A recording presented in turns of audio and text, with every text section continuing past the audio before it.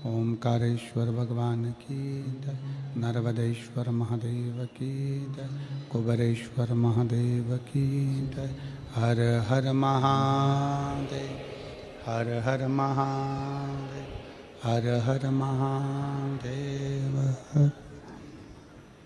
काशी विश्वनाथ, ओगरदानी, तरकालदर्शी, कैलाशी, अविनाशी भगवान शिव, जिनकी पुनीत पावन शिव महापुराण की कथा भगवान देवाधिदेव महादेव की कृपा से, उनकी करुणा, उनकी उदारता से आप और हमको श्रवण करने का सौभाग्य प्राप्त हुआ है। भगवान देवाधिदेव महादेव जो संपूर्ण जगत का कल्याण करने वाले हैं, ऐसे भगवान शिव कि ये पवित्र पावन जीवन को हमेशा आनंदित देने वाली शिव चरणारविंद तक पहुँचाने वाली पवित्र शिव महापुराण की कथा श्रवण करने का सौभाग्य छत्तीसगढ़ के हालेकोसा की ये पवित्र भूमि, जहाँ पर आप और हम सब भगवान शंकर की कथा का रस तत्व ग्रहण कर रहे हैं, भगवान शंकर की कथा को श्रवण कर रहे हैं और अपने जीवन को सार्थक कर रहे हैं। कथा के मुख्य यजमान स्वर्गीय मानसिंह जी की स्मृति में श्रीमती सोनी साहू जी द्वारा श्री दिनेश जी साहू,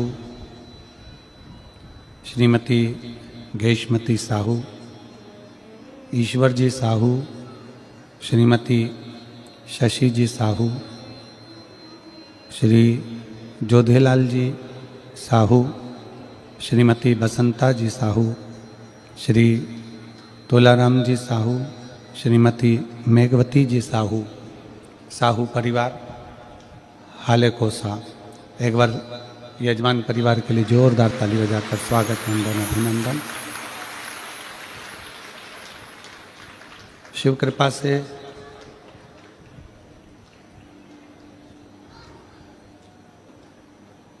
चतुर्थ दिवस की आज कथा है, कथा का चौथा दिन है।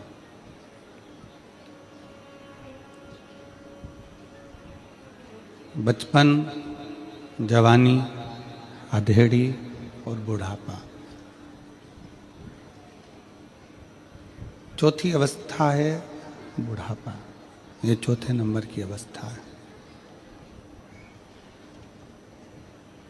जो जन्मा है, जन्म लेने के बाद में वो चौथी अवस्था की ओर बढ़ता ही है। गला पकड़ रहा है।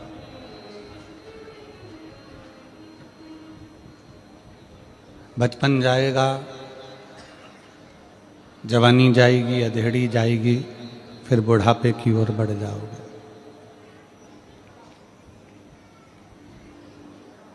पर इस पूरी उम्र को जाने में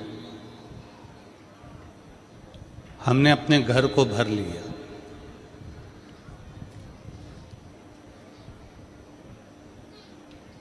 हम घर में गाड़ी भी लेकर आ गए, बंगला भी लेकर हमने बना लिया, जमीन जायदाद भी बना ली, हमने धन दौलत भी बना लिया, हमने अलमारी भी भर ली, हमने तिजोरी भी भर ली।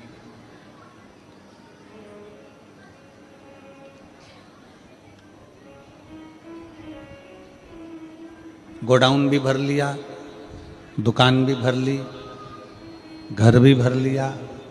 इस भरने के क्रम में, इस भरने के जो श्रृंखला है, जो भरने की श्रृंखला है, हम भरे जरूर हैं, पर कुछ खाली भी हुआ है।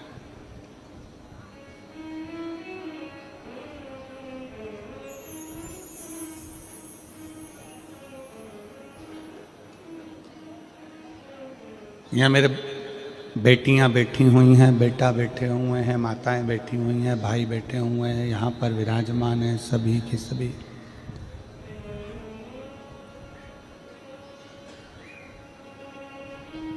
आप जब लिखने बैठते हो, आप जब लिखते हो या लिखने बैठते हो या आप लिखते हो, अपनी कॉपी को भरते हो। एग्जाम में बैठे हो तो भी कॉपी भरते हो, होमवर्क करने बैठे हो तो भी कॉपी भरते हो, स्लेट पर लिखते हो तो स्लेट भरते हो।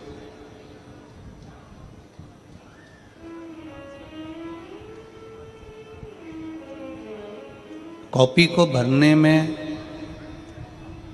लिखने में, कॉपी को भरने में पेन खाली होता चले जाता है। बोलो री मेरी बेटियों, सही है कि गलत है? बच्चे बोले कॉपी भरते हो तो पेन खाली होता है कि नहीं होता है? जम के बोलो जरा। होता। कॉपी भरा गई,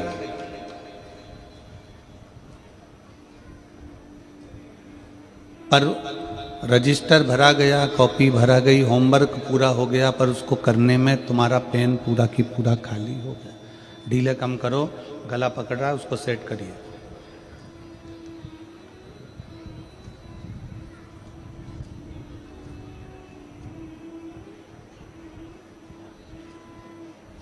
कॉपी तुमने भरी, पर कॉपी भरने में, रजिस्टर भरने में, डायरी भरने में तुम्हारा पेन पूरा की पूरा खाली हो गया। पेन पूरा की पूरा खाली। बस यही कथा हमारे जीवन की है। कॉपी को भरने में पेन खाली हो जाता है, घर को भरने में हमारी उम्र पूरी खाली होती चली जाती है, पूरी खाली।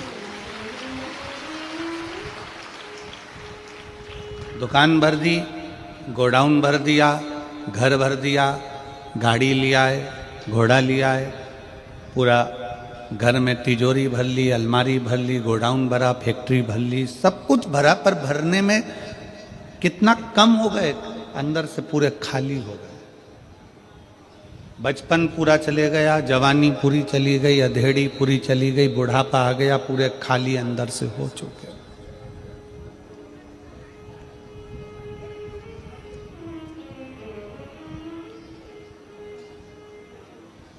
कभी विचार करिएगा कि अपना पूरा जीवन हम निकालते चले जा रहे हैं। 2024 कब चले गया? शायद मेरी यहाँ पर दीदियाँ बैठी हैं, मेरी बहनें बैठी हैं, मेरी जीजी, मेरे जीजा, मेरी बेटियाँ, बेटा बैठे हैं, कई माताएं हैं, तो आश्चर्य कर रही होंगी कि 2024 इतनी जल्दी निकल गया, मालूम ही नहीं पड़ा। और 2025 लग गया, उसकी भी आज 7 तारीख हो गई।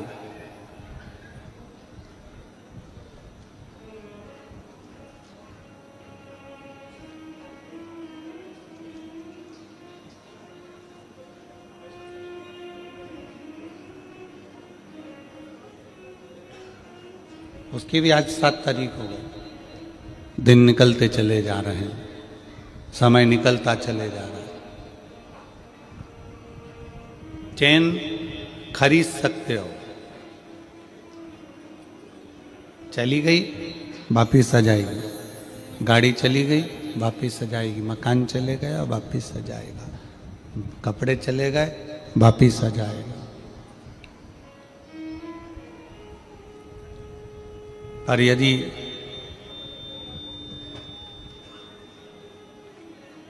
जो समय चले गया वो वापिस आ सकता है? जम के तो बोलो। 2024 को वापिस ला सकते हो? नहीं। गया समय जो समय चला गया, जो गया हुआ समय वो वापस नहीं आ सकता, वापस नहीं आएगा।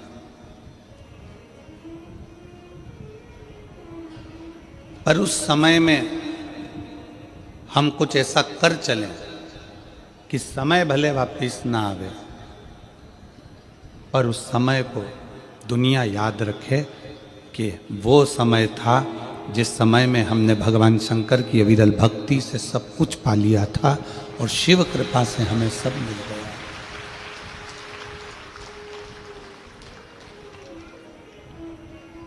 समय वापस नहीं आएगा, समय गया तो गया,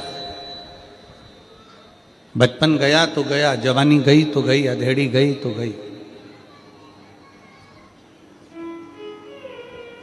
मकान को भरने में, गोडाउन को भरने में, दुकान को भरने में, फैक्ट्री को भरने में, खले को भरने में, पूरा शरीर, पूरा जीवन और पूरी सांसें खाली होती चली जाती।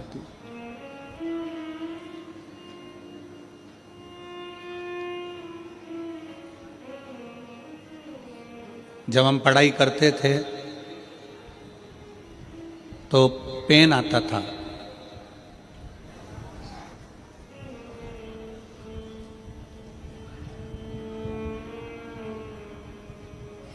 दिनेश जी आपने भी वो पेन देखा होगा जिसमें कांच लगा हुआ होता था और उसमें स्याही भरते थे।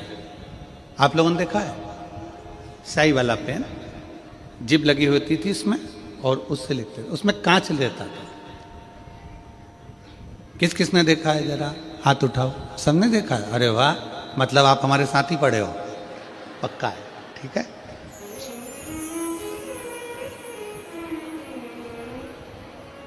अब आप हमारे साथ पढ़े हो तो हमारे तो बेस्ट फ्रेंड हो गए हो।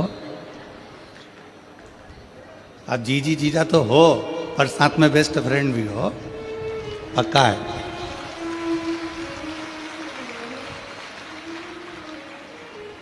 उस पेन में स्याही भरना पड़ती थी, ढक्कन खोलो, उसको थोड़ा सा पेन का जिप खोल के उसमें स्याही भर दो। और जब परीक्षा हाल में पहुंचते थे ना तो उस परीक्षा हाल में लिखते लिखते लिखते लिखते बार बार उस पेन के कांच की ओर देखना पड़ता था कि स्याही कितनी बची है। स्याही कम होती चली जाती थी और टेंशन बढ़ती चली जाती। लिखते गए लिखते गए लिखते गए, फिर देखा थोड़ी सी बची है, बहुत कम बहुत कम बहुत कम।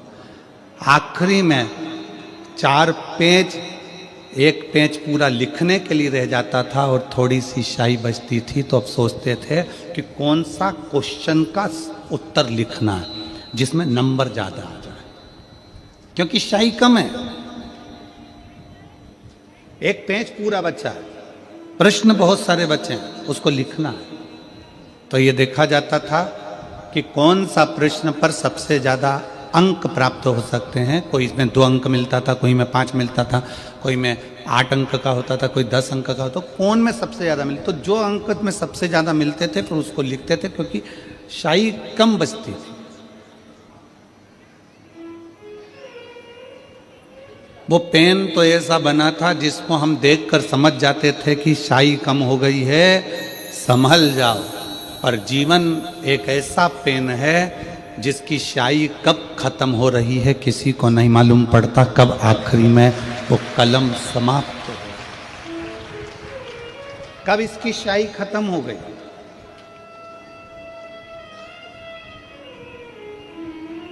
कब इसकी स्याही समाप्त हो गई, ये पेन समझ में ही नहीं आता।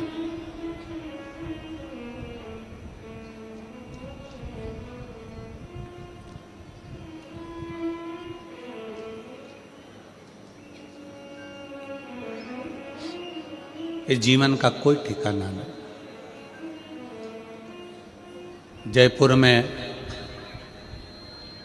अभी कुछ समय के पहले 24 में एक हादसा हुआ जिसमें केमिकल का ट्रक पूरा जल गया, और उसके कारण ना जाने कितने निर्दोष भी चले गए। किसको मालूम था कि कौन सी शाही आखिरी है?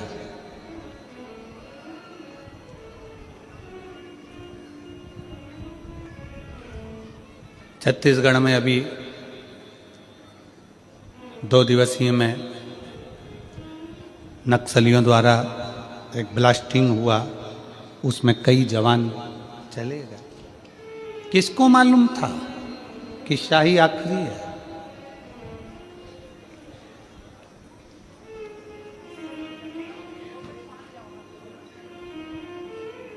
जयपुर की वो घटना जिसमें एक परिवार अपने बेटे के लिए कपड़े खरीदने गया है, एक परिवार अपनी बेटी के लिए कपड़े खरीदने गया है, गाड़ियां दौड़ रही है और पूरी गाड़ियों में आग लग गई है और शरीर पूरा जलता जलता व्यक्ति आखिरी में राख का ढेर बन गया।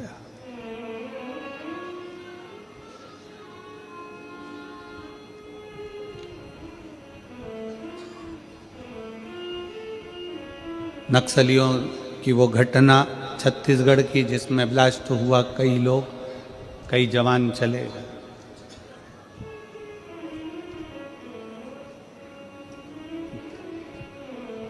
इस कलम की शाही कौन सी आखिरी है, इस कलम की शाही कौन सी समाप्त हो जाए, ये किसी को मालूम नहीं, किसी को नहीं मालूम।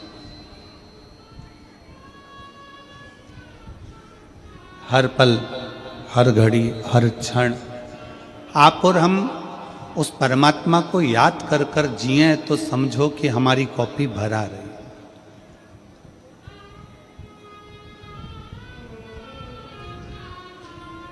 अपनी कॉपी में मेरे जितने स्टूडेंट बच्चे बैठे हुए हैं, जितने पढ़ने वाले बेटा बेटी बैठे हुए हैं, जितने स्टूडेंट बच्चे बैठे हैं, मैं उनसे कहूँगा सबसे पहले कॉपी को एग्ज़ाम के समय पर जब आप लिखने के लिए बैठते हो, जब आप क्वेश्चन का पेपर तुम्हारे सामने होता है, तो सबसे पहले तुमको जो याद है, तुम्हें जो क्वेश्चन का उत्तर याद है, सबसे पहले कॉपी उससे भरो। फिर जिन क्वेश्चनों को तुम कम जानते हो, जब पूरी कॉपी उससे भर लोगे, फिर जिनको कम जानते हो फिर उस पर आओ, विचार करो, विवेक लगाओ कि मैंने पढ़ाई करी थी, उस पढ़ाई में मैंने ये क्वेश्चन स्मरण किया था और मुझे याद है, मैं लिख सकता हूँ। पूरे कॉन्फिडेंस के साथ अपनी उस कॉपी में लिखना प्रारंभ करो। फिर अपनी चतुरता से, अपनी विद्वत्ता से, जो तुमको याद प्रश्न आया है सामने पर, तुम चतुर हो, तुम विद्वान हो, तुम साधारण नहीं हो, फिर उस प्रश्न का उत्तर लिखो जिसके तुम उस उत्तर को स्वयं विद्वत्ता से बना सकते हो।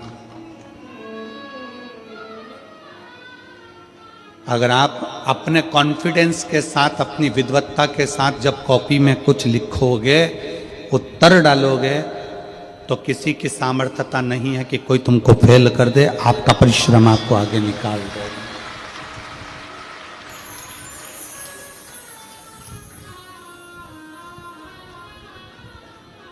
परीक्षा हाल में समय बर्बाद नहीं करना। मेरे स्टूडेंट बेटा बेटी याद रखें, परीक्षा हॉल में अपने समय को बर्बाद नहीं करना।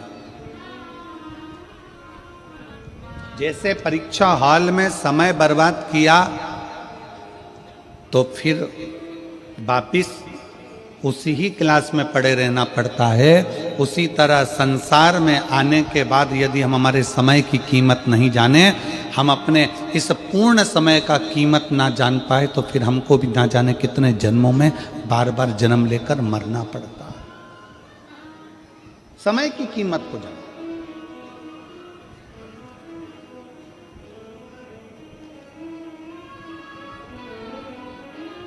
जिसने समय की कीमत को जान लिया वो जिंदगी में सबसे आगे बढ़ गया, जीवन में बढ़ता गया, बढ़ता गया।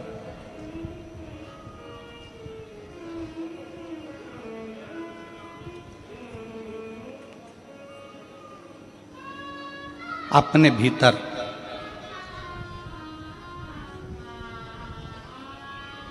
ये भी स्मरण रखो कि हमारी जिंदगी कितनी है, हमारा जीवन कितना है, हमें भजन कितना करना है। संताप और संपत्ति दो हैं। क्या क्या है? पहले नंबर पर क्या है? संताप, दुख, तकलीफ, कष्ट। पहले नंबर पर है संताप। जम के बोलो, क्या है? संताप।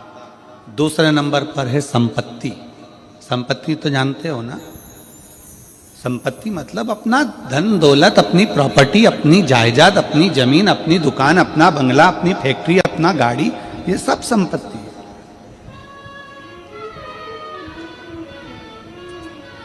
दो चीजें हैं, एक है संताप, आपका दुख, तकलीफ, कष्ट।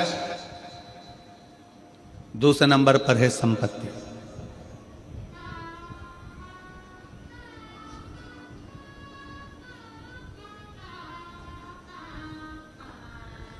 संपत्ति खींचने वाले बहुत मिलेंगे आपको, बहुत।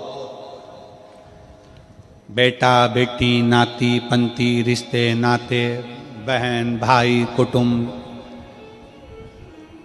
मामा मासा, ये वो, फूफा फूफी, ये सब संपत्ति खींचने वाले। दोस्त मित्र, रिश्तेदार, नातेदार, ये सब संपत्ति खींचने वाले।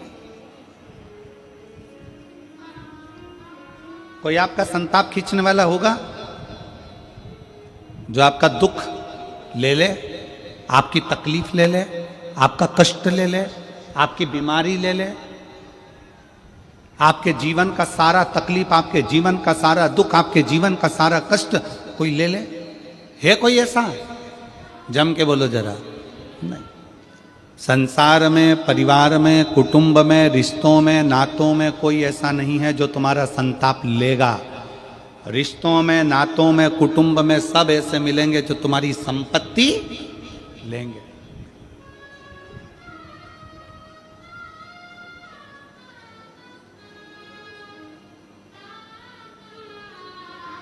कई लोग ऐसे भी आएंगे,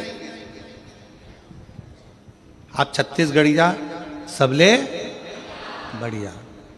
छत्तीसगढ़ के जितने मेरी बहन हैं, जितनी मेरे जीजा हैं, बहुत सरल है, बहुत सीधे, बहुत सीधे।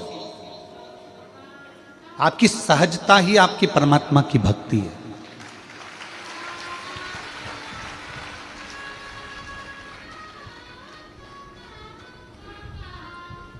कई लोग आएंगे,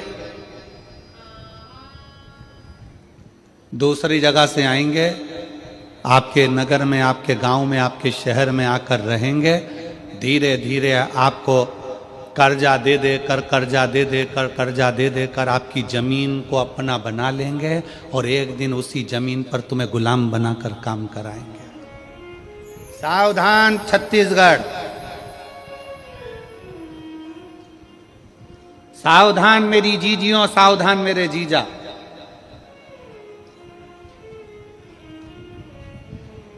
छत्तीसगढ़ के इस पवित्र मां कौशल्या की भूमि में जितने भी छत्तीसगढ़िया रहते थे वो सब भगवान की भक्ति करने वाले रहते थे। यहाँ छत्तीसगढ़ में लोग पहले ज़्यादा मदिरा का नशा, दारू का नशा नहीं करते थे। छत्तीसगढ़ के लोग कोई व्यसन में नहीं डूबे हुए थे। इनको जान कर करके लोग इनकी प्रॉपर्टी, इनकी जमीन, इनका घर, इनका गांव अपना बनाने के चक्कर में धीरे धीरे आपको व्यसन में डुबाना और व्यसन में डुबाकर धीरे धीरे आपकी जमीन को अपना खुद का बना लेना और बाद में आपको गुलाम बनाकर पटक देना और दर दर जाकर आप काम करना। बस यही जीवन इन्होंने करा। सावधान हो जाइए।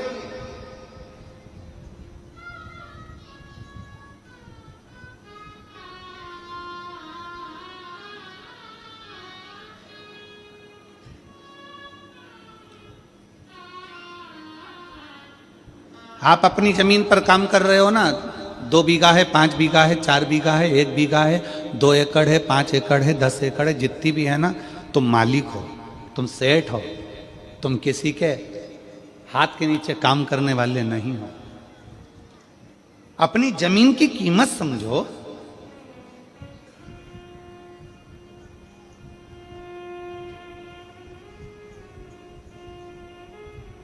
संताप को हरने वाला कोई नहीं होगा, संपत्ति को हरने वाले बहुत होंगे।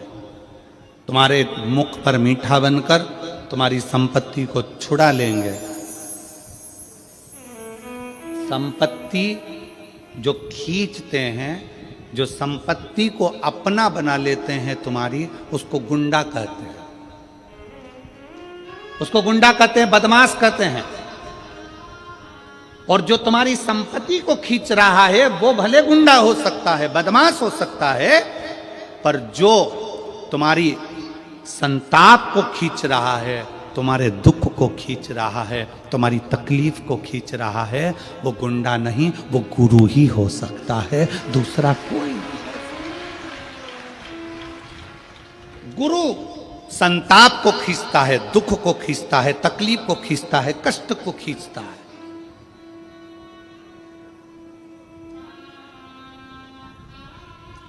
गुंडे बदमाश जो होते हैं, जिनकी बुद्धि में ये है कि ये जमीन में कबाड़ लूं, ये इससे घर ले लूं, इससे मकान ले लूं, इसको रोड पे खड़ा कर दूं, ये संपत्ति को खींचते हैं। परिवार कितना सुंदर शिव महापुराण की कथा में लिखा है। जरा गणेश जी और कार्तिकेय का चरित्र पढ़िएगा।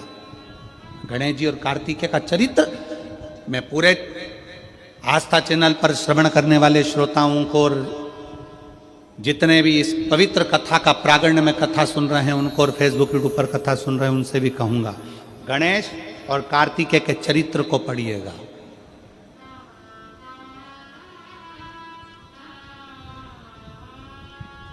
कि दो जगह का धन खाने वाला अपने शरीर के रोग से कभी नहीं छूटता, चाहे वो इल्ली बने, जीव बने, जलचर बने, थलचर बने, वायुचर बने, चाहे मनुष्य बने। दो जगह का धन खाने वाला।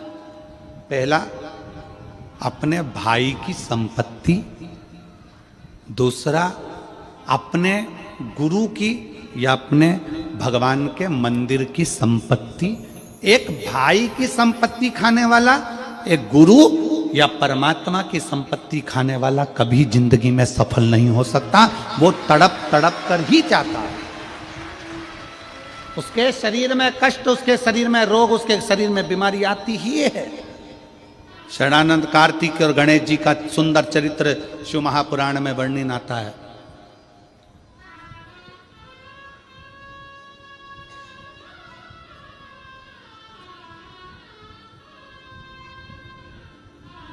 भाई की संपत्ति भी कभी मत सोचना कि मैं इसको अपना बना लूं, इसको धक्का देकर निकाल दूं। ना ना,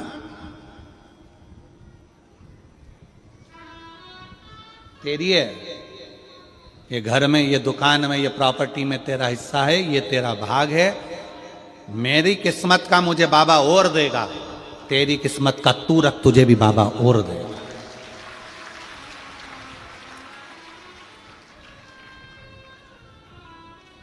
जब किसी भाई भाई को संपदा के लिए लड़ते देखते हैं, संपत्ति के लिए लड़ते देखते हैं, बड़ा दुख होता है सोचकर, बड़ा दुख।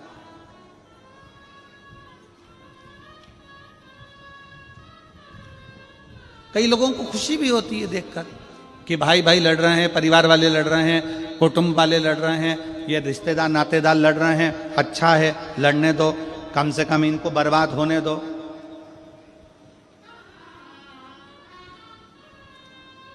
कई लोग हंसते हैं, कई लोग देखकर खुश होते हैं। पर आस्था चैनल के माध्यम से सभी श्रोता भाई बहनों से निवेदन करूंगा कि भाई की संपत्ति, गुरु की संपत्ति और मंदिर की संपत्ति कभी जिंदगी में सफलता नहीं देती है, कभी नहीं। छोड़ो, रखो।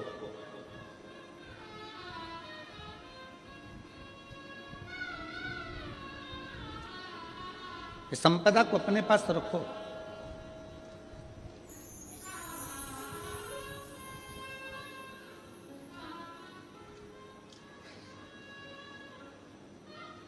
अभी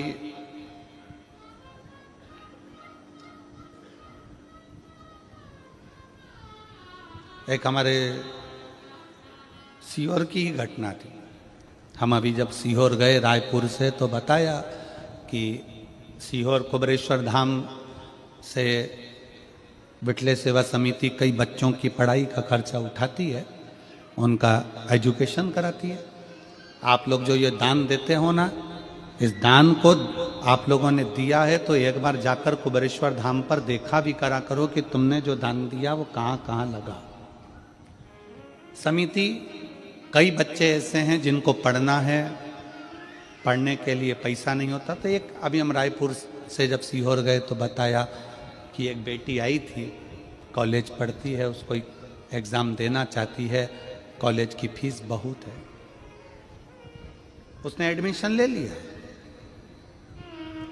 क्योंकि उसका परिवार पूरा साथ में रहता था। उसके चाचा, उसके पापा सब साथ में रहते थे, उसके ताऊ सब साथ में रहते थे। एडमिशन हो गया, पढ़ाई के लिए उसने फीस जमा करना थी उसको, और इतने में कुछ दिन पहले ही आपस में वो सब लड़ झगड़ के अलग हो गए और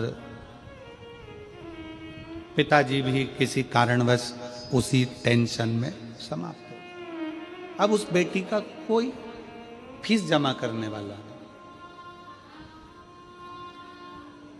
हमने उस बेटी को बुलाया, उसकी माता जी भी आई। हमने पूछा कि बेटा, ये आपका इतना बड़ा परिवार है, आप इतने बड़े परिवार में रहती हो और आपकी फीस क्या परिवार वाले जमा नहीं कर रहे? नहीं, उनने तो घर भी पापा से मरने के 15 दिन पहले सिग्नेचर करवा के रख लिया। हमने कहा तुम्हारी बाजार में दुकान है वो, तो वो भी रख लिया, अब हम उसको निकाल दिया। हमने कहा कोई बात। हमने कहा बेटा शिव जी के मंदिर जाती हो? हाँ। उनकी माता जी से पूछा, जीजी आप जाती हो? हाँ। तो हमने कहा टेंशन मत लेना, उनने कलम का लिखा अपना कर लिया, अब तुम कर्म का लिखा अपना बनाना, शिव की आराधना करो। फिर धाम से कॉलेज में फोन किया गया कि ये लड़की है, ये बेटी है, इसका फीस जमा होना है, कितना कितना बचा है। तब वो फीस की लिस्ट कॉलेज से धाम बुलवाई गई, फिर उसका फीस जमा करी। किसी का धन, किसी की संपदा, किसी का भाई की दौलत, भाई की संपदा, मंदिर की संपदा और गुरु की संपदा कभी अपनी नहीं बनेगी। वो कष्ट देता है, कष्ट देता है।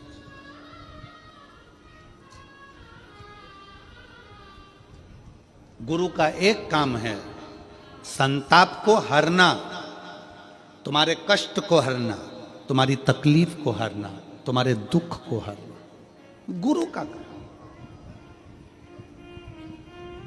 शिव क्या करते हैं?